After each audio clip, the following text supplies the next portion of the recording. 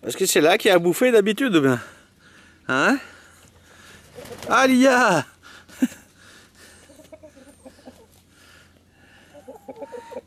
Salut Lydia. Salut. Comment tu vas? Ouh, c'est des cascades. Ah ben voilà quand même.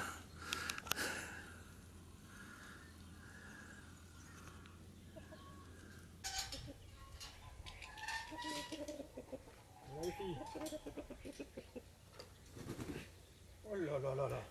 Salut Louloute. On y va? Hein? On y va? Bonjour. Je m'appelle Lydia.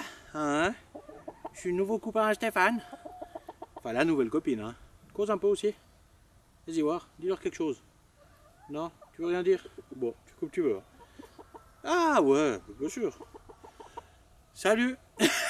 C'est Stéphane. Ouais, c'est pas vu depuis longtemps. Je vais pas faire trop long parce que je vais vous faire un gros sujet aujourd'hui. Ça fait maintenant 2-3 ans que je fais mes arcs moi-même. Normalement vous les voyez à côté de moi si j'ai bien cadré.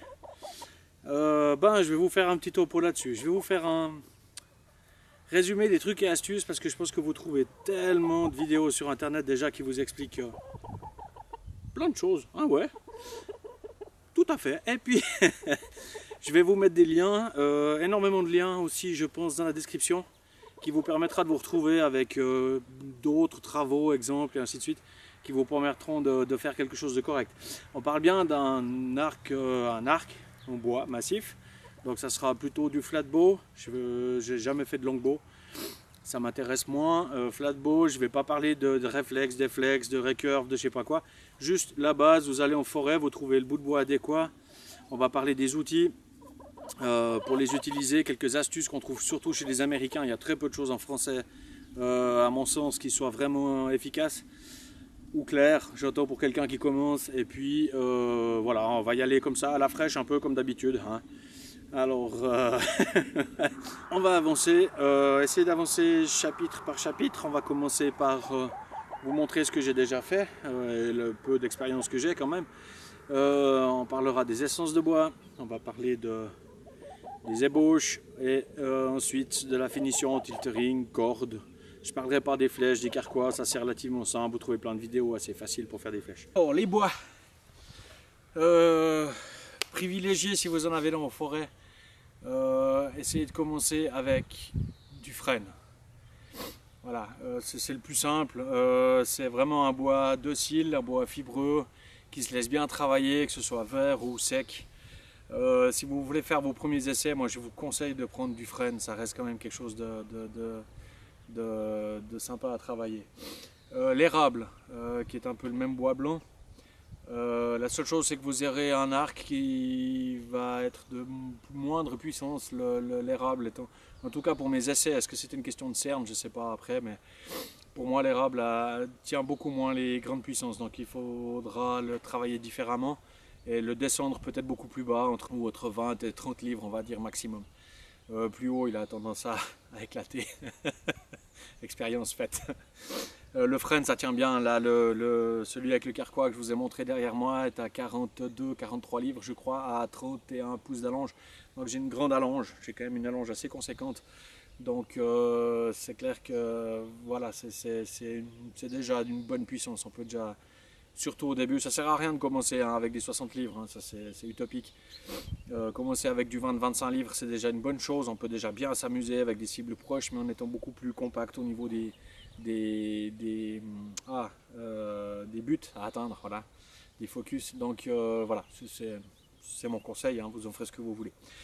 J'ai commencé avec du robinier, on en verra après, parce que je vais faire cette vidéo, évidemment j'aurai pas le même bois parce qu'il y a plusieurs étapes, donc je vais taper dans des bois différents au fur et à mesure. Le robinier, j'ai fait mes débuts, là je viens de commencer ça, donc j'ai des ébauches qui sont prêtes, on les travaillera après en finition. Ça a l'air d'être un bois qui se travaille bien, j'ai travaillé sur une billette que j'ai récupérée, qui était tombée, donc j'ai dû couper. J'ai débité cette billette l'année passée ou il y a 2 ans, je ne sais plus. en quartier et j'ai laissé sécher ces quartiers. C'est un peu plus fastidieux après de travailler sur du bois sec, mais ça fonctionne très bien. J'ai fait des essais bas. L'IF en Suisse, évidemment, c'est un arbre protégé. Donc on n'a pas le droit ni de le couper ni quoi que ce soit. Donc j'ai déjà eu la chance de trouver une branche morte qui était de la bonne, des bonnes dimensions et puis qui m'a permis d'essayer de faire quelque chose avec. Donc c'était vraiment du sauvetage, je voulais vraiment aller jusqu'au bout vu qu'il était déjà un peu pourri en surface. Et puis ma foi, on y arrive des fois à faire quelque chose de bien, ça dépend du temps qu'on se donne. Ah, le chêne, j'ai fait j'ai fait des ébauches de chêne cette année. Donc j'ai coupé un petit tronc de chêne vert. Une billette de, allez, on va dire 10 cm, ça suffit largement. Un arc en principe fait 4 cm de largeur, donc pour avoir une ébauche et des bords plats, il faut avoir quelque chose entre 5 et 6 cm de diamètre pour autant qu'on arrive à le partager clairement au centre. Bien sûr, le noisetier, il y en a à la pelle, il y en a partout. La seule chose, c'est qu'elle sera un tout petit peu plus fastidieux. Il vous faudra trouver un noisetier de 6 cm minimum. J'ai une bille qu'on va séparer tout à l'heure, et le problème du noisetier, je vous montrerai, c'est qu'il a tendance à visser. Donc le problème, c'est que si vous partagez une bille en deux, vous aurez une sorte d'hélice. Et c'est pas forcément facile à rattraper et à utiliser comme ça tel quel.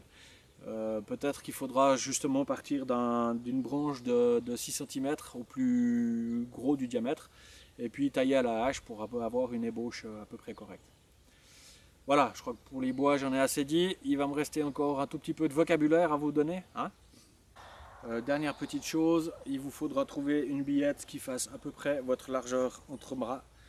Prenez-la à peine plus grande, si vous faites des petites escarres au bout, ça vous permettra de raccourcir un peu. Celui-ci est largement assez grand et mon fils l'utilise en plus. Donc comme quoi pour lui à son allonge, ça lui rend bien service, et il aime bien tirer avec Stark. Voilà. Un tout petit peu de vocabulaire, je vais parler tout au long de la vidéo en termes techniques liés à l'archerie, donc je vais être assez simple. Mais il y a juste 2-3 choses qu'il faudra qu'on sache. Donc on va parler du dos de l'arc, c'est la face qui est opposée à vous lorsque vous tirez. Donc le dos, c'est celle que vous la voyez, mais moi je la vois pas, on est bien d'accord. Le ventre, ça va être la partie qui se trouve contre vous, c'est celle qu'on va travailler. Le dos, on n'y touche pas, ou le moins possible. Les gens qui travaillent l'oranger des ossages par exemple, vont enlever une partie où il y a certains bois en fait, mais je ne vais pas aller aussi loin que ça, où il faut enlever une partie de l'aubier. On va enlever une partie du daubier puisque évidemment un arc ça travaille en pression et compression, c'est-à-dire que les fibres extérieures sont étirées pendant que les fibres intérieures sont compressées lorsqu'il travaille. Donc il y a des aubiers qui supportent mal d'être en extension et puis qui vont craquer. Donc on les enlève d'office pour travailler qu'avec le duramen. Ce n'est pas le cas avec tous les bois que je vous ai donnés là, il n'y a pas besoin en règle générale donc, de travailler avec, il suffit juste d'enlever l'écorce.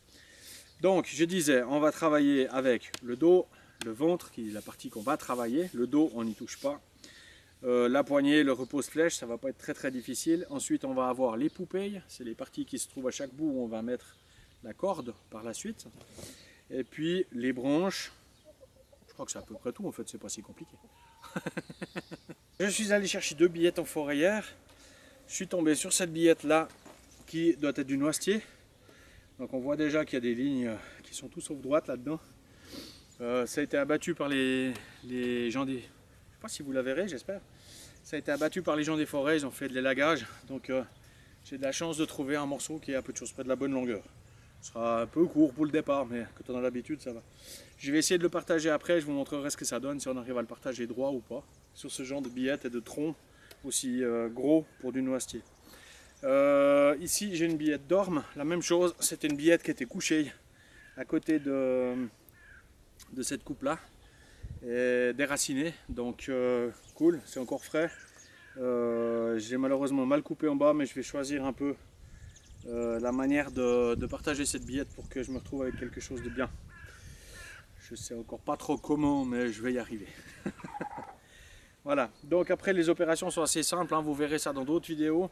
Je ne vais pas tout vous détailler, je vais mettre des images un peu comme ça, grosso modo. Une fois que j'aurai partagé tout ça, parce que je vais quand même les faire, plus ou moins ceux-là, les préparer déjà aujourd'hui.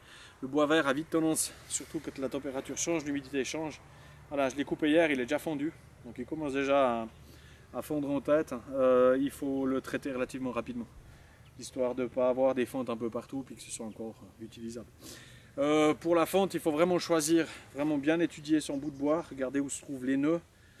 Et puis vraiment quand vous en aurez fondu un ou deux, vous comprendrez un tout petit peu où est-ce qu'il faut éviter de fondre, où est-ce qu'il faut plutôt fondre pour se dire, ben voilà, je vais récupérer cette partie-là pour éviter que les nœuds soient sur le dos. Un nœud sur le dos, ça dérange en rien, hein. J'en ai plusieurs là qui en ont. C'est juste qu'il faudra les travailler très tranquillement et pas les entailler. Si vous faites une entaille dans le dos, il y a forte chance que votre arc soit foutu. Voilà. Donc prochaine étape, ça va être la fonte des billettes. Et puis je vous montrerai après les billettes ce que ça donne.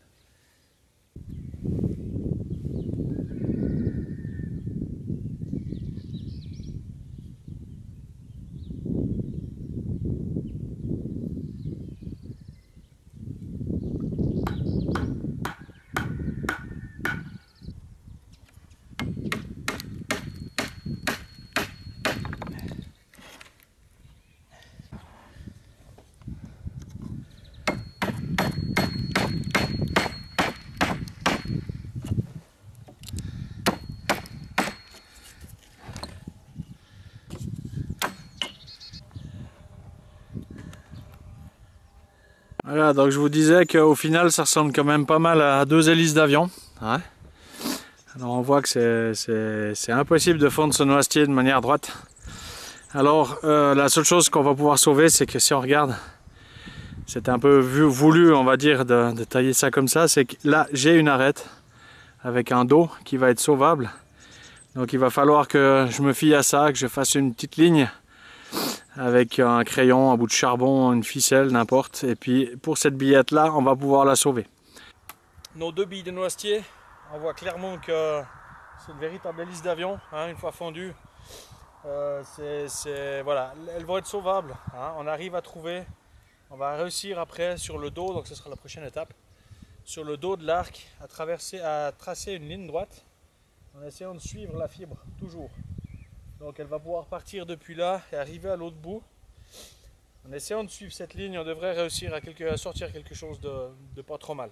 Un flatbow avec des bouts très fins, ça devrait jouer dans la deuxième partie, la deuxième billette aussi. La surprise pour moi, c'est l'orme. J'avais jamais fait ça. Alors j'ai vraiment pu enlever la première partie avec les deux nœuds qui m'embêtaient. Je me suis retrouvé avec une belle bille que j'ai réussi à refondre en deux. Et pour ces deux qui sont déjà en train de prendre du déflex d'ailleurs, pour ces deux parties là, ça va être top, c'est tout bon, j'ai tout ce qu'il faut. Je vais faire la même chose, donc je vais tracer une ligne à peu de choses près au milieu en suivant la forme de l'arc. On ne trace pas une ligne à la corde, hein. Faut vraiment suivre la fibre parce qu'il se peut que la fibre fasse des S. Et si vous la brisez, vous avez de fortes chances que tout pète. Le travail pour l'instant, en tout cas sur cette partie-là, se fait toujours à la hache. Ça pourrait se faire à la plane, hein. Mais la plane, je vous la montrerai plus tard pour une autre partie.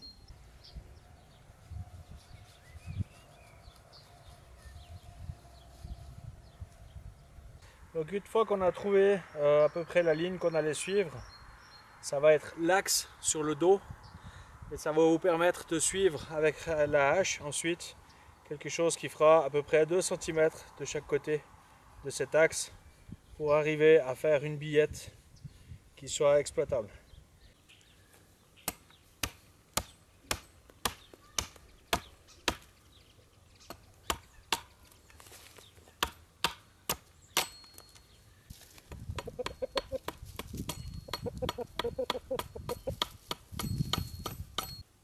Voilà, au bout d'une vingtaine de minutes, en fait, en ayant épargné les pôles qui viennent mettre la tête sur le billot, on a une jolie petite billette.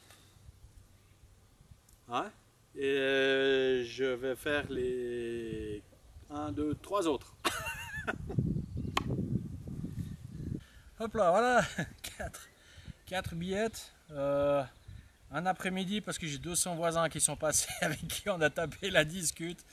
Mais je pense au tout et partout qu'il faut à peu près une vingtaine de minutes pour le noisetier qui n'est pas très prometteur, mais que je vais quand même essayer d'en faire quelque chose. Et puis par contre les billettes d'orme elles sont top.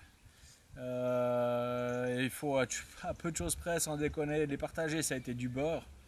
Et la préparation juste pour faire une espèce de billette de 4 cm, hein, d'une épaisseur d'aussi 4 cm, on va garder un peu d'épaisseur pour la poignée. Il m'a fallu à peu de choses près 10-15 minutes par billette, même pas, il n'y a presque rien à faire. Et ça part tout seul. Voilà, maintenant il me reste à les écorcer Et puis à tracer à peu près la forme de l'arc pour le futur. Voilà, fin de la journée, 3 billettes écorcées. Au total, il reste plus que 3. J'ai une des noisetiers, je l'ai jarté. Je ne vais pas perdre du temps sur un bout de bois qui ne vaut pas la peine. Faites très attention à l'écorçage, de ne pas abîmer le dos, n'est-ce pas? Ça serait vraiment dommage, donc vaut mieux laisser un tout petit peu d'écorce qu'on enlèvera plus tard quand on le verra mieux au séchage ou par ponçage plutôt que de faire trop profond puis de perdre au final un arc sur un malheureux coup de couteau. Voilà, c'est fini pour cette première partie parce que je pense que ça sera déjà bien assez long. J'ai pas trop envie que ça devienne indigeste. Je vais aller rentrer mes poules, boire une bière à la maison, un petit feu qui tourne, il fait encore assez chaud, ça va. Une petite pensée pour Nonor, copain des bois, qui est confiné à la maison. Et sa femme bien sûr. Petite pensée pour tous ceux qui sont vraiment confinés, qui n'ont pas la chance d'être loin de tout ça, loin des villes. Voilà, c'est une période comme ça. J'ai la chance d'avoir ce jardin, mais on se tient au reste. Même si nous on ne l'est pas en Suisse, je le précise pour ceux qui passeraient et qui ne le savent pas encore, en Suisse on n'est pas réellement confiné. C'est un devoir, on n'a pas besoin d'avoir d'obligation pour respecter les choses. Voilà, c'est bien encore, tant mieux. Allez, à tout bientôt. Ciao. C'était le moment où il y a du monde.